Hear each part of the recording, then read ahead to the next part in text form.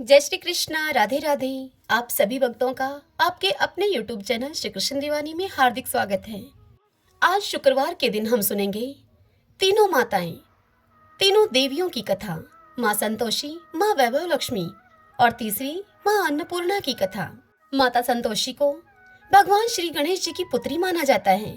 शुक्रवार के दिन माता संतोषी की पूजा और कथा सुनने से साधक के जीवन में आ रही सभी परेशानियां दूर होती हैं, उसे सुख समृद्धि की प्राप्ति होती है और उसके बिछड़े हुए परिजन उनसे उसका मिलाप होता है। शुक्रवार के दिन माँ वैभव लक्ष्मी की कथा सुनने से लंबे समय से चले आ रहे आर्थिक संकट से छुटकारा मिलता है। घर में सुख शांति, सौभाग्य, समृद्धि और सुयश बढ़ता है। शुक्रवार के दिन माँ अन्नपूर्णा की कथा जरूर सुननी चाहिए। इससे माँ अन्नपूर्णा प्रसन्न होती हैं और सुख समृद्धि का आशीर्वाद देती हैं। तो आइए आज हम शुक्रवार के दिन तीनों देवियों की कथा एक साथ इस एक वीडियो में सुने। सर्वप्रथम माँ संतोषी की कथा का श्रवण करेंगे। सभी बोली संतोषी मात की जय। एक बुढ़िया माई थी, उसके 7 पुत्र थे। 7 पुत्रों में 6 पुत्र कमाने वाले थे और एक पुत्र उसका निकम्मा था। बुढ़िया माँ 6 की रसोई बनाती, उनको भोजन कराती और बाद में जो बचता वो अपने 7वें पुत्र को दे देती। 7वां पुत्र उसका बड़ा भोला था, मन में वह कुछ भी विचार नहीं करता था। एक दिन वह अपनी पत्नी से बोला कि देखो मेरी माता का मुझ पर कितना स्नेह है।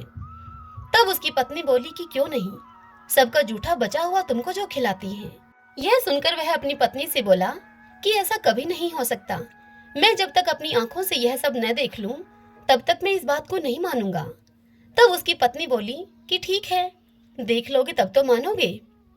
फिर कुछ दिन के बाद ही एक बड़ा त्योहार आया। घर में 7 प्रकार के भोजन और चूरमा के लड्डू बने। वह देखने के लिए सिर दर्द का बहाना करके पतला कपड़ा सर पर ओढ़कर रसोई में ही लेट गया और कपड़े में से वह सब कुछ देखता रहा। उसके 6 भाई भोजन करने के लिए आए। उसने देखा कि माँ ने उनके लिए सुंदर सुंदर आसन बिछाए हैं, 7 प्रकार की रसोई परोसी है। वह आग्रह करके उनको जिमाती है। वह सब कुछ देखता रहा।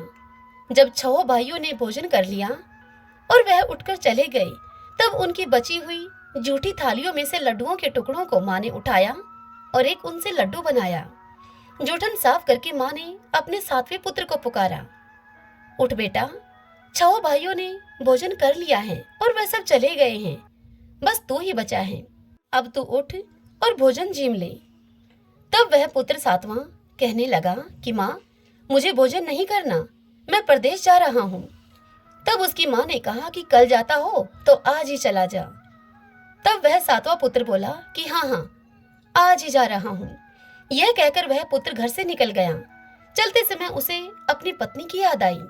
वह गौशाला में कंडे थाप रही थी। वह अपनी पत्नी से जाकर बोला, हम जावें परदेस को आवेंगे कुछ काल, तुम रहियो संतोष से धर्म आपनो पाल। तब वह बोली, जाओ पिया आनंद से हमरो सोच हटाए, राम भरोसे हम रहे ईश्वर तुम्हें सहाय। देवो निशानी आपने देख धरूं मैं धीर, हमरी सुधीन बिसारियो रखियो मन गंभीर। तब वह बोला कि मेरे पास तो कुछ है नहीं, यह अंगूठी है सो यह तुम ले लो और अपनी कुछ निशानी मुझे दे दो। तब वह बोली कि मेरे पास क्या है, मेरे पास तो यह गोबर भरा हुआ हाथ है। यह कहकर उसकी पीठ पर गोबर के हाथ की उसने छाप बना दी। अब वह 7वां पुत्र वहां से चल दिया। चलते चलते वह दूर देश में पहुंचा। वहां एक साहूकार की दुकान थी। उस साहूकार की दुकान पर जाकर वह कहने लगा कि भाई मुझे नौकरी पर रख लो। साहूकार को जरूरत थी तो साहूकार बोला कि रह जा। तब उस लड़के ने पूछा, कितनी तनख्वाह दोगे? तब उस साहूकार ने कहा, काम देखकर दाम मिलेंगे। साहूकार के यहाँ उसको अब नौकरी मिल गई। वह सुबह 7 बजे से रात तक नौकरी करने लगा। कुछ दिनों में दुकान का सारा लेन देन का हिसाब, ग्राहकों को माल बेचना, सारा काम वह करने लगा। साहूकार के 7-8 नौकर थे। सब सोच में पड़ गए कि यह तो बहुत होशियार बन गया। साहूकार ने भी काम देखकर और 3 महीने में उसे आधे मुनाफे का साझेदार बना लिया। और 12 वर्ष में वह नामी सेठ बन गया और वह साहूकार अपना सारा कारोबार उसके ऊपर छोड़कर बाहर चला गया। अब बहू पर क्या बीती वह सुनो। सास ससुर उसे दुख देने लगे, सारी गृहस्थी का सारा काम करा करके उसे लकड़ी लेने के लिए जंगल में भेज देते और घर की रोटियों के आटे के भूसे से जो भूसी निकलती उसकी रोटी बनाकर उसके लिए रख दी जाती और फूटे हुए नारियल की नरेली में उसके लिए पानी रख दिया जाता। इस तरह से वह बहू अब अपने दिन बिताने लगी। एक दिन वह लकड़ी लेने के लिए जा रही थी तो रास्ते में उसे बहुत सी स्त्रियां संतोषी माता का व्रत करती हुई दिखाई दी। वह वहां पर खड़ी होकर कथा सुनकर उनसे बोली कि बहनों, तुम यह किस देवता का व्रत करती हो और इसको करने से क्या फल मिलता है? इस व्रत के करने की विधि क्या है? यदि तुम अपने इस व्रत का विधान मुझे समझाकर कहोगी तो मैं तुम्हारा बड़ा एहसान मानूंगी। तब उनमें से एक स्त्री उसे बोली कि सुनो, यह संतोषी माता का व्रत है। इस व्रत को करने से निर्धनता, दरिद्रता का नाश होता है, लक्ष्मी आती है, मन की समस्त चिंताएं दूर होती हैं, घर में सुख आने से मन को प्रसन्नता और शांति मिलती है।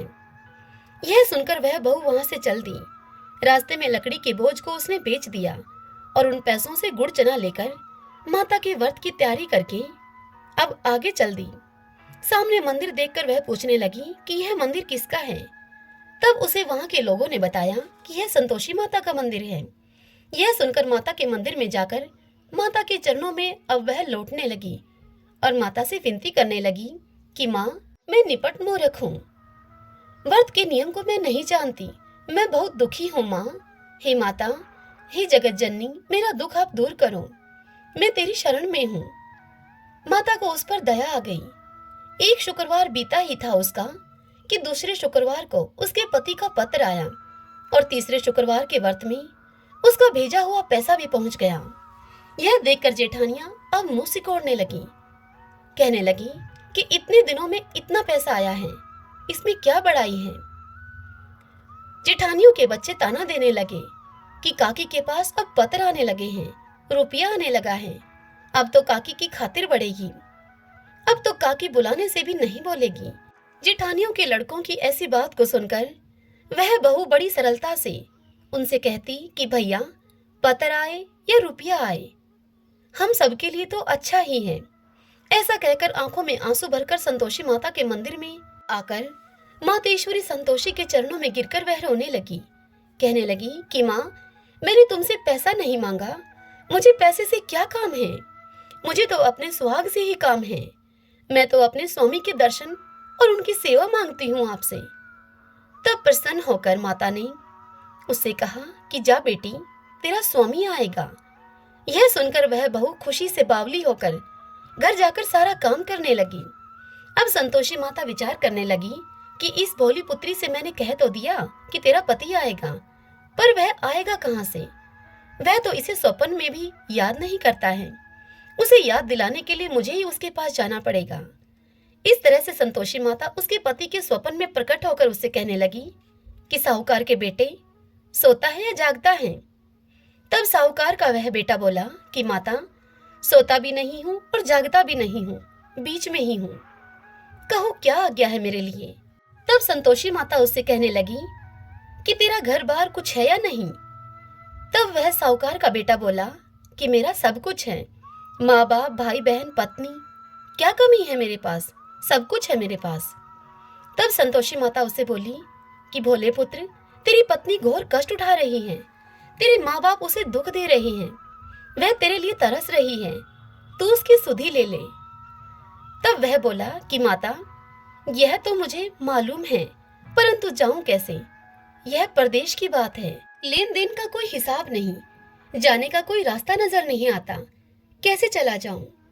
तब संतोषी माता उसे कहने लगी, तुम मेरी बात मानो, सवेरे नहा धोकर संतोषी माता का नाम लो, घी का दीपक जलाओ, दंडवत करके दुकान पर जाकर बैठना, तब देखते ही देखते तेरा सारा लेन देन सब चुक जाएगा, तेरा सभी माल बिक जाएगा, शाम होते होते धन का तेरे पास ढेर लग जाएगा। तब वह सवेरे बहुत ही जल्दी उठा, नहा धोकर संतोषी माता को दंडवत प्रणाम करके घी का दीपक जलाकर दुकान पर जाकर बैठा। थोड़ी ही देर में क्या देखता है कि देने वाले रुपया लाए, लेने वाले हिसाब लेने लगे। कोठे में भी भरे सामानों के खरीदार नगद दाम में सौदा करने लगे। शाम तक धन का ढेर लग गया। माता का यह चमत्कार देखकर वह खुश होकर मन में माता का नाम लेकर घर ले जाने के लिए गहना और कपड़ा खरीदने लगा और वहां के काम से निमटकर वह तुरंत अपने गांव के लिए रवाना हुआ। उधर बहू बेचारी जंगल से लकड़ी लेने के लिए जाती है। लौटते वक्त माता जी के मंदिर में वह विश्राम करती है। वह संतोषी माता का मंदिर तो उसके रोज रुकने का स्थान ही ठहरा। दूर से धूल उड़ती हुई देखकर वह माता संतोषी से पूछती है कि हे माता, यह धूल कैसी उड़ रही है। तब माँ संतोषी उसे कहती है कि पुत्री, तेरा पति आ रहा है। अब तू ऐसा कर, लकड़ियों के 3 बोझ बना ले। एक नदी के किनारे पर रख दे, दूसरा मेरे मंदिर में रख दे और तीसरा अपने सिर पर रख ले। तेरे पति को लकड़ी का गट्ठा देखकर मोह पैदा होगा। वह यहाँ मंदिर में रुकेगा। खाना खा पीकर वह माँ से मिलने जाएगा। तब तू लकड़ी का बोझ उठाकर लेकर जाना और बीच चौक में लकड़ी का गट्ठा डालकर 3 आवाजें जोर जोर से लगाना। कहना कि लो सासू जी, लकड़ियों का गट्ठा लो, भूसी की रोटी दो और नारियल के खोपरे में मुझे पानी दो। आज मेहमान यह कौन आया है। संतोषी माता की इस बात को सुनकर बहू ने कहा कि बहुत अच्छा माता, और यह कहकर वह प्रसन्न होकर वह लकड़ियों के 3 गट्ठे लेकर आई। एक गट्ठा नदी के तट पर, दूसरा गट्ठर माँ संतोषी के मंदिर में। इतने में ही मुसाफिर वहां पर आ पहुंचा। सूखी लकड़ियां देखकर उसकी इच्छा हुई कि यहीं पर निवास करे और भोजन बना खा पीकर ही गांव जाए। इस प्रकार भोजन बनाकर विश्राम लेकर वह अपने गांव को गया। सबसे वह प्रेम से मिला। उसी समय उसकी पत्नी सिर पर लकड़ी का गट्ठा लिए हुए अपने घर पहुंचती है। लकड़ी का भारी बोझ आंगन में गिराकर वह जोर जोर से 3 आवाज लगाती है। लो सासू जी, लकड़ी का गट्ठा लो, भूसी की रोटी दो, नारियल के खोपरे में पानी दो। आज मेहमान यह कौन आया है। यह सुनकर उसकी सास अपने दिए हुए कष्टों को भुलाने के लिए कहती है कि बहू, ऐसा क्यों कहती है। तेरा पति ही तो आया है। आ बैठ, मीठा भात खा, भोजन कर, कपड़े गहने पहन। इतने में उसकी आवाज सुनकर उसका पति बाहर आता है और अंगूठी देखकर वह व्याकुल होकर अपनी माँ से पूछता है कि माँ, यह कौन है। तब उसकी माँ कहती है कि बेटा, तेरी बहू है। आज 12 बरस हो गए। जब से तू गया है तब से यह सारे गांव में जानवर की तरह भटकती फिरती है। घर का काम काज तो कुछ करती नहीं। 4 समय आकर भोजन खा जाती है। अब तुझे देखकर भूसी की रोटी और नारियल के खोपरे में यह पानी मांग रही है। तब वह लड़का लज्जित होकर बोला कि ठीक है माँ, मैंने इसे भी देखा है और तुम्हें भी देखा है। अब मुझे दूसरे घर की चाबी दो तो मैं उस घर में रहूं। तब माँ बोली कि ठीक है बेटा, जैसी तेरी मर्जी। और यह कहकर चाबी का गुच्छा माँ उसके सामने पटक देती है। बेटे ने चाबी लेकर दूसरे कमरे में, जो तीसरी मंजिल के ऊपर था, उस कमरे को खोलकर अपना सभी सामान जमाया। एक दिन में ही वह राजा के महल जैसा ठाट बाट बन गया। अब क्या था, वे दोनों पति पत्नी सुखपूर्वक रहने लगे। फिर अगला शुक्रवार आया जब बहू अपने पति से कहने लगी कि मुझे संतोषी माता के व्रत का उद्यापन करना है। तब वह पति बोला कि बहुत अच्छा, खुशी से करो उद्यापन। तब वह बहू तुरंत ही उद्यापन करने की तैयारी करने लगी। जेठ के लड़कों को भोजन के लिए वह कहने के लिए गई। उन्होंने मंजूर कर लिया, परंतु जेठानी अपने बच्चों को सिखाती है कि देखो रे, भोजन के समय सभी लोग खटाई मांगना, जिससे कि उसका उद्यापन पूरा न हो। अब लड़के जीवने के लिए गए। खीर पेट भर के खाई, परंतु याद आते ही वह सब कहने लगे कि हमें कुछ खटाई दो, खीर खाना हमें भाता नहीं है, हमें यह खीर देखकर अरुचि होती है। तब वह बहू कहने लगी उनसे कि खटाई तो किसी को नहीं दी जाएगी, यह संतोषी माता का प्रसाद है। यह सुनकर वह लड़के खड़े हो गए और बोले कि ठीक है, हमें पैसा दो। भोली बहू कुछ जानती नहीं थी, सो उसने उन्हें पैसे दे दिए। लड़के उसी समय उठ करके इमली लाकर खाने लगे। यह देखकर बहू पर माताजी ने क्रोध किया। राजा के दूत उसके पति को पकड़कर ले गए। जेठ जेठानी मनमाने खोटे वचन उनसे कहने लगे कि लूट लूट कर धन इकट्ठा कर लाया था, इसलिए राजा के दूत उसको पकड़ कर ले गए हैं। अब उसे सब पता चल जाएगा जब वह जेल की हवा खाएगा। बहू से ये वचन सहन नहीं हुए। वह रोती रोती मंदिर में गई और माता से बोली कि हे संतोषी माता, तुमने यह क्या किया? हंसाकर अब हमें क्यों रुलाने लगी हो? तब संतोषी माता उसे बोली कि पुत्री, तूने उद्यापन करके मेरा व्रत भंग किया है। इतनी जल्दी सब बातें तूने भुला दी। तब वह बहू कहने लगी कि माता, भूली तो नहीं हूं, मैं कुछ अपराध किया है, मुझे तो लड़कों ने भूल में डाल दिया, मैंने भूल से उन्हें पैसे दे दिए, मुझे आप क्षमा करो माँ। तब माता संतोषी बोली कि ऐसी भी कहीं भूल होती है क्या? तब वह बहू बोली कि मुझे माफ कर दो माँ, फिर तुम्हारा उद्यापन करूंगी मैं। तब माँ संतोषी बोली कि अब भूल मत करना। वह बहू बोली कि अब भूल नहीं होगी माँ। हे माँ, मुझे बताओ कि मेरे पति वापस कैसे आएंगे? तब संतोषी माता बोली कि जा पुत्री, तेरा पति तुझे रास्ते में ही आता हुआ मिलेगा। वह घर की तरफ चल दी। राह में उसका पति उसे आता मिला। तब उसने अपने पति से पूछा कि तुम कहाँ गए थे? तब उसके पति उससे कहने लगा कि इतना धन जो कमाया है उसका टैक्स राजा ने मांगा था, वह कर भरने के लिए गया था मैं। तब वह बहू बड़े ही प्रसन्न भाव से बोली कि भला हुआ, अब तुम घर चलो। कुछ दिन के बाद फिर शुक्रवार आया। वह बहू अपने पति से बोली कि मुझे माता का उद्यापन करना है। तब उसके पति ने कहा कि करो। फिर जेठ के लड़कों को भोजन के लिए वह कहने के लिए गई। जेठानी ने एक दो बातें उसको सुनाई और लड़कों को सिखा दिया कि तुम पहले ही खटाई मांग लेना। लड़के भोजन के पहले ही कहने लगे कि हमें खीर खाना नहीं भाता, हमारा जी खराब होता है, कुछ खटाई खाने के लिए दो। तब वह बहू बोली कि खटाई खाने को तो तुम्हें नहीं मिलेगी, खाना खाना है तो खाओ। जेठानी के वह लड़के उठकर वहां से चले गए। तब वह बहू ब्राह्मणों के लड़कों को लाकर उनको भोजन करवाने लगी। यथाशक्ति दक्षिणा की जगह एक एक फल उन्हें दिया। इससे संतोषी माँ बड़ी प्रसन्न हुई। माता की कृपा होते ही 9वें महीने उस बहू को चंद्रमा के समान सुंदर पुत्र प्राप्त हुआ। वह अपने पुत्र को लेकर प्रतिदिन माता जी के मंदिर में जाने लगी। एक दिन संतोषी माता ने सोचा कि यह रोज मेरे मंदिर में आती है, आज क्यों न मैं इसके घर चलूं, इसका आसरा देखूं तो सही। यह सोचकर माता ने भयानक रूप बनाया। गुड़ और चने से सना हुआ मुख, ऊपर सूंड के समान होठ, उसके ऊपर मक्खियां भिनभिना रही थीं। दहलीज पर पांव रखते ही उसकी सास चिल्लाई, देखो रे, कोई चुड़ैल चली आ रही है, लड़कों इसे भगाओ यहाँ से, नहीं तो यह सभी को खा जाएगी। लड़के अब डरने लगे और चिल्ला चिल्लाकर खिड़की दरवाजे सब बंद करने लगे। बहू रोशनदान से सब कुछ देख रही थी। प्रसन्नता से पागल होकर वह बहू चिल्लाने लगी, आज मेरी माता मेरे घर आई है, आज मेरी माता मेरे घर आई है। यह कहकर बच्चे को दूध पीने से उसने हटा दिया। इतने में सास का क्रोध यह देखकर फूट पड़ा और सास उसे बोली कि इसे देखकर कैसी उतावली हुई है यह, जो बच्चे को भी इसने पटक दिया है। इतने में माँ के प्रताप से जहां देखो वहीं लड़के ही लड़के उसे नजर आने लगे।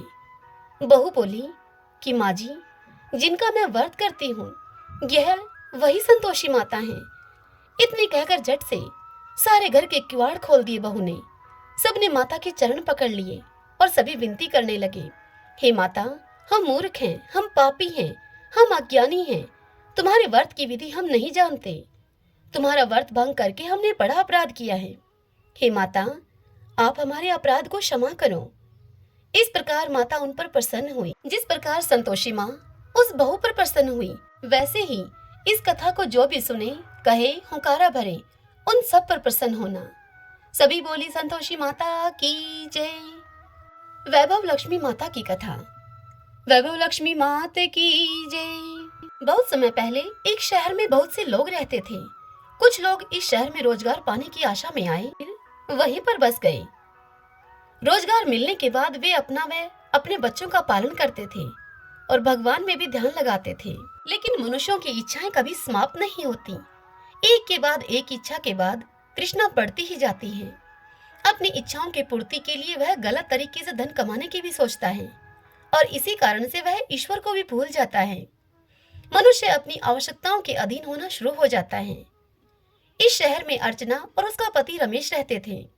अर्चना धार्मिक प्रवृत्ति की थी और उनके पास जो भी था उसी में वह खुश रहा करती थी। उसका पति एक फैक्ट्री में नौकरी करता था और जो भी वह कमाता उसी में दोनों का गुजारा अच्छी तरह से हो जाता था। लेकिन बुरा वक्त आते हुए देर नहीं लगती। रमेश की दोस्ती बुरे लोगों से हो गई और वह गलत रास्ते पर चलने लगा। रमेश को शराब, जुआ, रेस आदि का शौक लग गया। वह पहले से जमा की हुई धनराशि को अब खत्म करने लगा। अर्चना घर के काम में ही लगी रहती थी, पति की खूब सेवा करती थी और पूजा पाठ में लगी रहती थी। अब रमेश शराब पीकर अर्चना को मारता पीटता भी था। घर में खाने के लाले पड़ गए। रमेश अर्चना को गालियां भी देता था। अर्चना को अपने पति के व्यवहार से बड़ा दुख होता था, लेकिन फिर भी उसने भगवान के प्रति अपनी श्रद्धा को नहीं छोड़ा। वह हमेशा ही माँ लक्ष्मी से इस दुख को सहने की शक्ति मांगती थी। अर्चना की इस प्रकार की भक्ति से माँ लक्ष्मी का हृदय पिघल गया और उसी समय अर्चना को अपने कानों में एक आवाज आती हुई महसूस हुई। अर्चना, तुम्हारी आराधना सफल हो गई है। द्वार खोलकर देख कौन आया है। अर्चना ने देखा द्वार खोलकर तो उसके सामने एक तेजस्वी ब्राह्मण खड़ा था।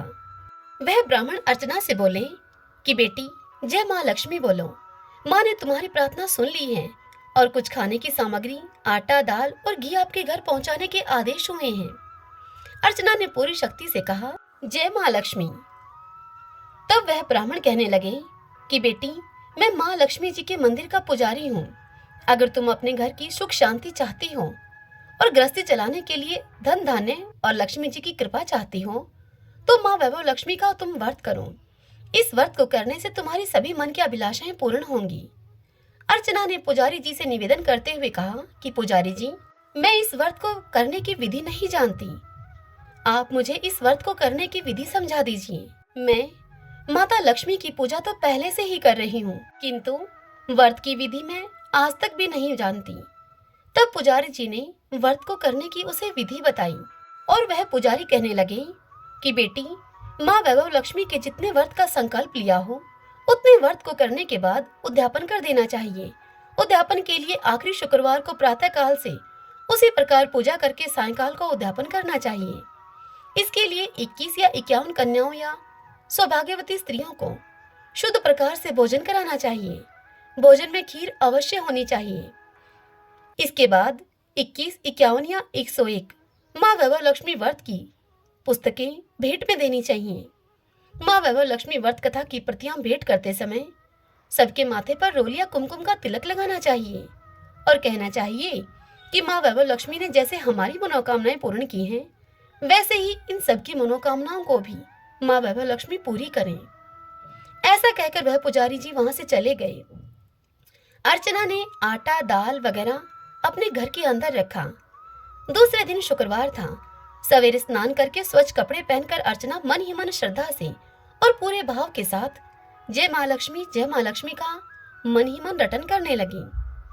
सायंकाल को अर्चना पूर्व दिशा की ओर मुख करके बैठी और पूरे विधि विधान से उसने माँ वैभव लक्ष्मी का पूजन किया। रात में पति के आने पर अर्चना ने उन्हें प्रसाद खिलाया। प्रसाद खाते ही पति के स्वभाव में फर्क पड़ गया। इससे अर्चना के मन में वैभव लक्ष्मी व्रत के लिए श्रद्धा और भी अधिक बढ़ गई। अर्चना ने पूरी श्रद्धा भक्ति से 21 शुक्रवार तक वैभव लक्ष्मी व्रत को किया। 21वें शुक्रवार को पुजारी के कहे अनुसार उद्यापन किया। 21 सौभाग्यवती स्त्रियों को वैभव लक्ष्मी व्रत कथा की पुस्तकें भेंट की। फिर माँ के धन्य लक्ष्मी स्वरूप को मन ही मन प्रार्थना करके कहने लगी कि हे धन लक्ष्मी माँ, मैंने आपके 21 वैभव लक्ष्मी व्रत करने का जो संकल्प लिया था वह मैंने आज पूर्ण किया है। हे माँ, हमारा सबका कल्याण करो। जिसे संतान न हो उसे आप संतान देना। सौभाग्यवती स्त्री का सौभाग्य अखंड रखना। कुंवारी लड़कियों को मनभावन पति देना। जो भी आपका यह चमत्कारी वैभव लक्ष्मी व्रत करें उनकी सब विपत्तियां दूर करना। सब पर अपनी कृपा दृष्टि रखना। हे माँ, हमारा प्रणाम स्वीकार करो। इस तरह अर्चना ने श्रद्धा पूर्वक माँ वैभव लक्ष्मी व्रत को किया और उसे उस व्रत का फल भी मिला। अर्चना का पति सही रास्ते पर आ गया और पहले की ही तरह अपना कार्य करने लगा। माँ वैभव लक्ष्मी व्रत के प्रभाव से उसका व्यवसाय अब अच्छा चल निकला। घर में पहले जैसी सुख शांति आ गई। वैभव लक्ष्मी व्रत का ऐसा प्रभाव देखकर दूसरी स्त्रियां भी माँ वैभव लक्ष्मी व्रत को करने लगी।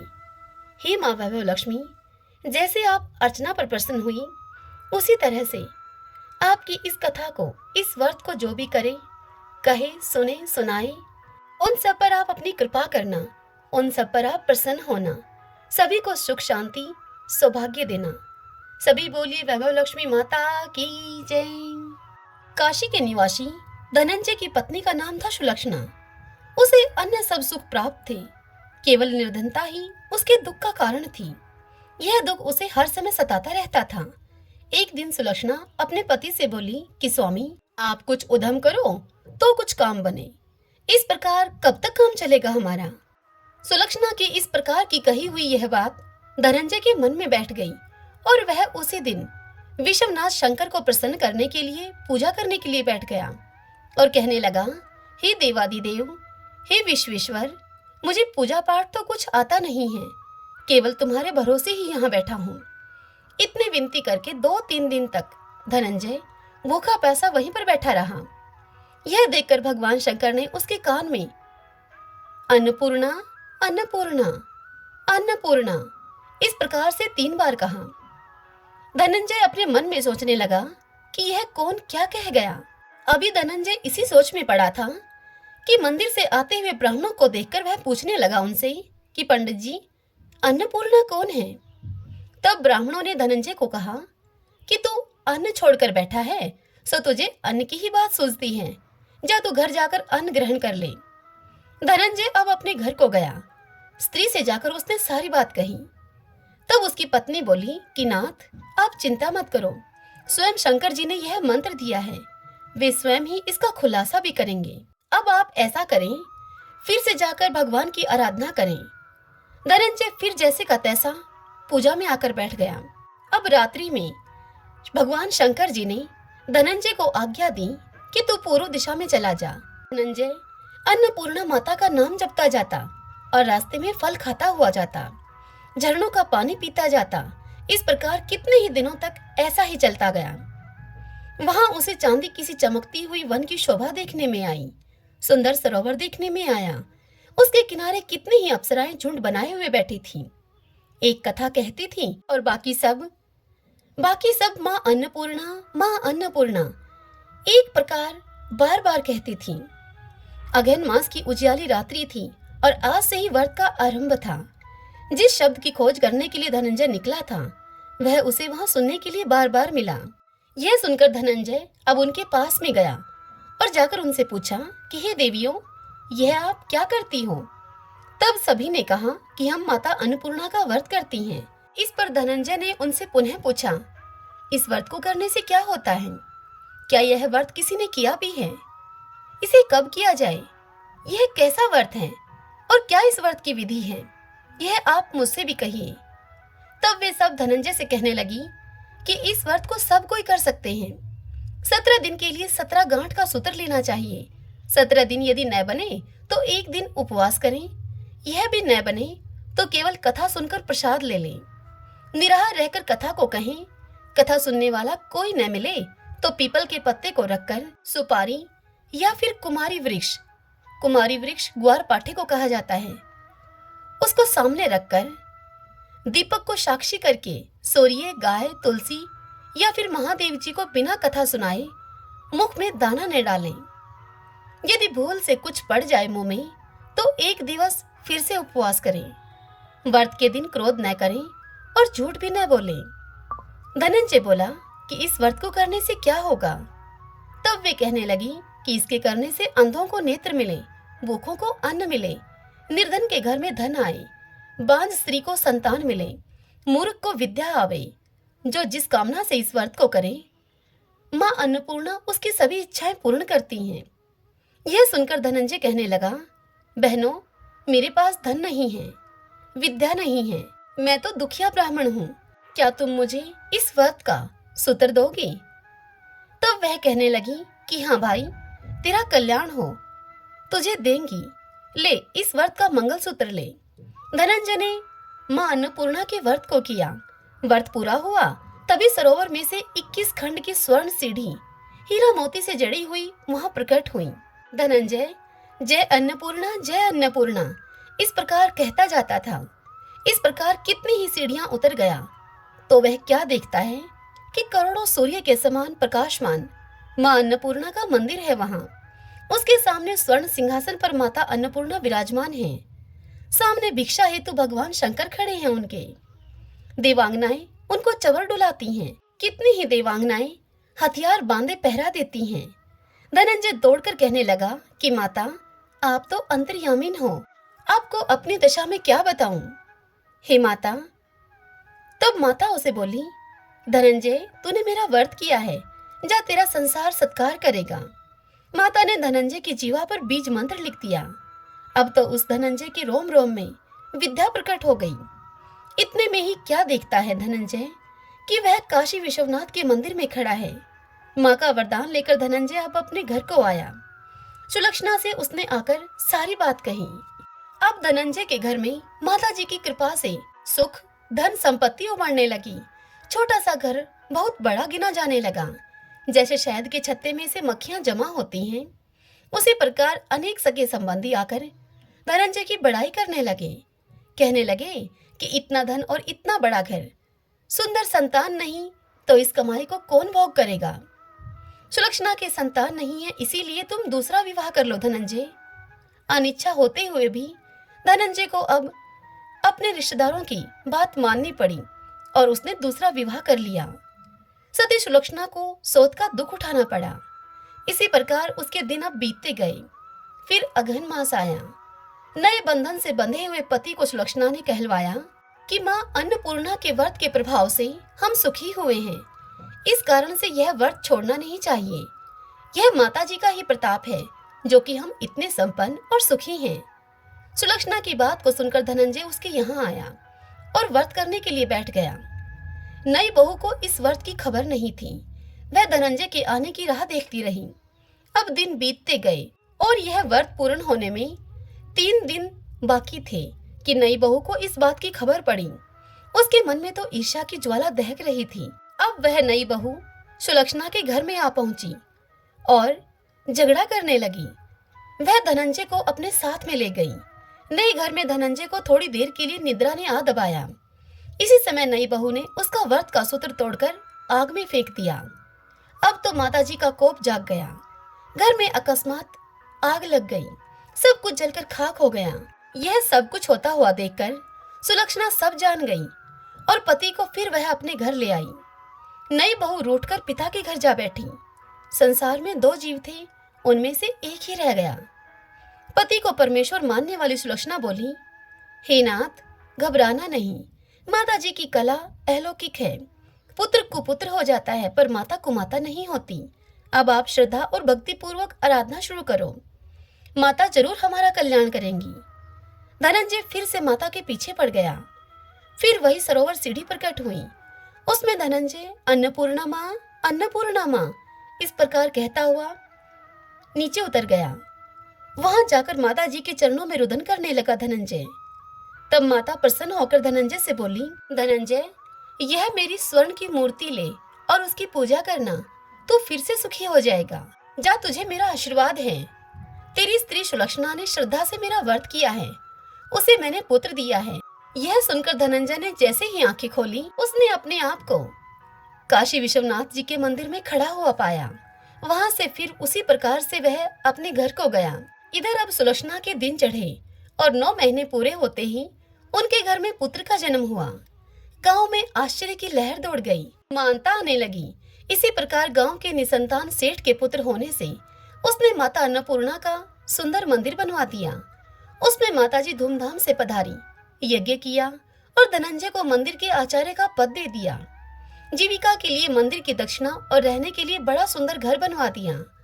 धनंजय स्त्री और पुत्र के सहित वहां पर रहने लगा। माताजी की चढ़ोतरी में भरपूर आमदनी होने लगी। उधर नई बहू के पिता के घर डाका पड़ गया। सब कुछ उनका लुट गया। अब वे भीख मांगकर पेट भरने लगे। सुलक्षणा ने जब यह सुना तो नई बहू को उसके मायके से पुलवा लिया, उसे अलग झार में रख लिया और उनके अन्न वस्त्र का प्रबंध कर दिया। धनंजय, सुलक्षणा और उसका पुत्र माताजी की कृपा से आनंद करने लगे। माताजी ने जैसे इनके भंडार भरे, इस कथा को कहते सुनते हुंकारा भरते सभी के माँ अन्नपूर्णा भंडार भरे, सभी पर अपनी कृपा करें। जाकी जैसी भावना तांको वैसा सिद्ध, हंसा मोती चुगत है मुर्दा चौखट गिद्ध। सत्य भावना देव में शकल सिद्धि का मूल, बिना भाव भटक्यो फिरई, खेवई समय फिजूल। सभी बोलिए अन्नपूर्णा माता की जय। मुझे आशा है कि आज की यह कथा आपको पसंद आई होगी। यदि ऐसा हो तो इस वीडियो को आप लाइक करें और कमेंट बॉक्स में माता रानी की जय लिखिए। जय श्री कृष्ण, राधे राधे।